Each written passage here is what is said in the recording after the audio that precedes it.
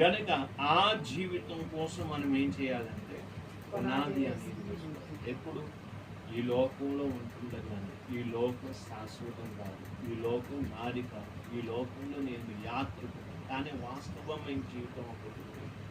ఆ వాస్తవమైన జీవితమే అదే నాకు నిజమైన జీవితం. ఆలోచించండి, దానికోసం పునాది వేసుకోవాలి.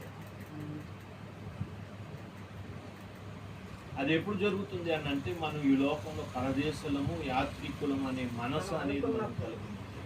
అలా కాకుండా ఆలోచించండి, ఇది నాది అది నాది అని ఆలోచించండి అని ఉన్నంతసేపు ఆ లోకాన్ని గురించిన ఆలోచనలు మాత్రం కూడా.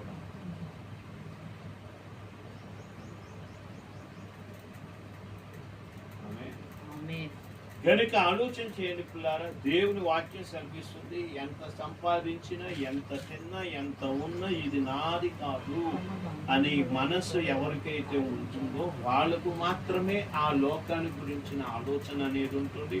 వారు మాత్రమే ఆ లోకాన్ని స్వాధీనం చేసుకోగలరు.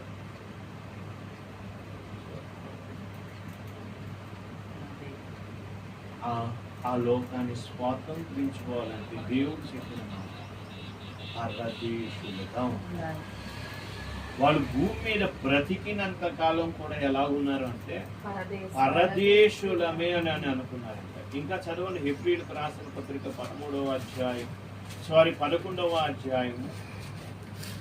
యాత్రికులమై ఉన్నామని ఒప్పుకొని 15వ వచనం చదువు. వారు ఏ దేశం నుండి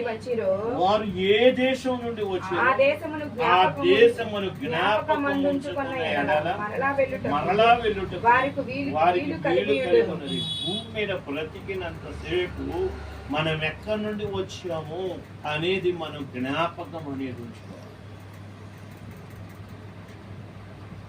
తల్లి గర్భంలో నుండి ఆలోచించిన కొంతమంది మాటలు ఎలాగుంటాయి అని అంటే, ఆలోచించిన తల్లి గర్భంలో నుండి వస్తుండే 10 కాసులు బంగారం నెలలో వేసుకుని వచ్చేసినట్లుగానే మాట్లాడుతున్నాం.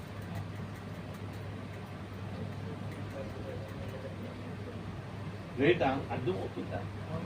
ఆలోచించేయండి. దేవుని వాక్యం మనతో మాట్లాడుతున్న మాటను మనం ఆలోచన చేసిన వారైతే 2 చేతులతో కడియాలు, అలాగునే కాలులో కడియాలు, దేహం అంతా కూడా బంగారంతో తల్లి గర్భంలో నుండి వచ్చేసినట్లుగా ఆలోచించేయండి పిల్లారా. మనం ఈ లోకానికి ఎక్కడ నుండి వచ్చామో ఎలా వచ్చామో అనేది మనం ఏం చేయాలంటే జ్ఞాపకం అనేది ఉంచుకోవాలి. మధ్యలో ఎన్ని వచ్చినా కూడా ఆలోచించేయండి పిల్లారా, ఎన్ని వచ్చినా కూడా